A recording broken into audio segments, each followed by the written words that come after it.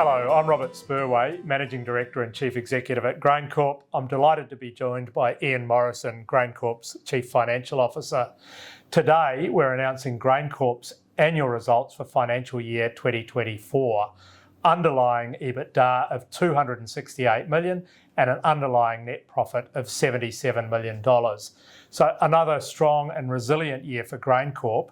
Ian, do you want to talk us through the drivers and the performance of the reporting divisions? I'd love to, Robert. So starting off with our agribusiness segment and our ECA network. This year we handled total grain tonnes of 28 million tonnes across the east coast of Australia. That was marked by a tale of two halves, with northern regions suffering from drier conditions, but that was more than offset by really strong conditions in our southern regions. It was really pleasing this year with that variable set of conditions to see our teams working really hard to deliver good service to grower customers. And we saw site satisfaction through harvest up 2 percentage points this year to 79% overall satisfaction, which is great work from our teams. In our international business, they've continued to work on servicing our broad range of diversified customers across multiple geographies, continuing to build on our strategy of providing reliable supply of grain from multiple origins.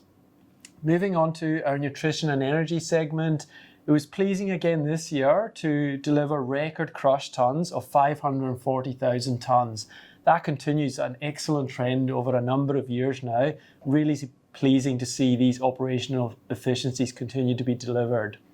In our animal nutrition business, we also saw volumes of over 500,000 tonnes for the first time, and that was benefiting from an acquisition we completed in April this year of XF Australia. And lastly, in our nutrition and energy segment, our agri-energy business continues to grow, with both tallow and used cooking oil volumes growing this year.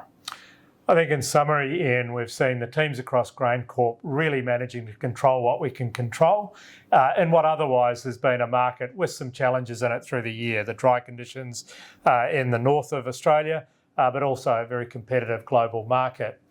We also take this opportunity to provide an update on our strategic progress, delivering what we said we would deliver. Ian, you touched on the completion of the acquisition of XF Australia. Great to see that as part of the GrainCorp portfolio. That was part of the announcement we made earlier in the year to increase our through-the-cycle earnings to $320 million. We've also progressed our agri-energy strategy. Pleased to announce earlier in the year the MOU we have with Ampol and IFM investors as we explore the opportunity to really develop an agri-energy feed supply and value chain in Australia. Finally, in digital and those sorts of areas, we've made some progress through our GrainCorp Ventures with the investment in agri-tech, particularly the prebiotic space and BioScout. So small investments that are all a big part of GrainCorp's future direction.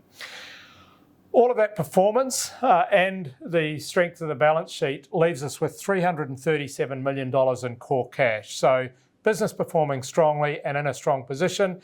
That gave the board the confidence to declare a strong return to shareholders. Talk to us about the dividend, Ian. Thanks, Robert. So today the board declared dividends of 24 cents per share, fully franked.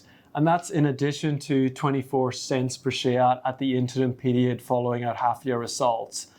That, in addition to 27 million worth of a buyback that was completed this year, sees total returns to shareholders this year of over 130 million. So those strong returns really reflect the strength of the business and our confidence in the go-forward position we find ourselves in. And that total 48-cent dividend for financial year 24, fully franked. So strong returns to shareholders. Look, I just want to cover off today. We've also presented our sustainability report for financial year 2024. I recommend that to you. It covers many of the highlights and the progress we're making, improvements in our safety statistics, the launch of GrainCorp Next, which is the demonstration of a low carbon value chain in the canola oil space. So a really exciting opportunity to connect growers with customers around the world through that initiative. And also a proud achievement through the year from the WGEA gender reporting, the smallest pay gap of 0.3% of any business in the ASX 200, and many more highlights in our sustainability report. Look, I want to move now to our outlook. We're right in the middle of harvest. ABARES are estimating a winter crop of 28.8 million tonnes across the east coast of Australia. That is coming in strongly and quickly. Our teams are working really hard to meet the expectations of growers. We want to make sure that everyone stays safe through this harvest. We want to thank growers, customers and employees for their support through the year and the hard work through the current harvest. Thanks for joining us today. Thanks, Ian, for the update.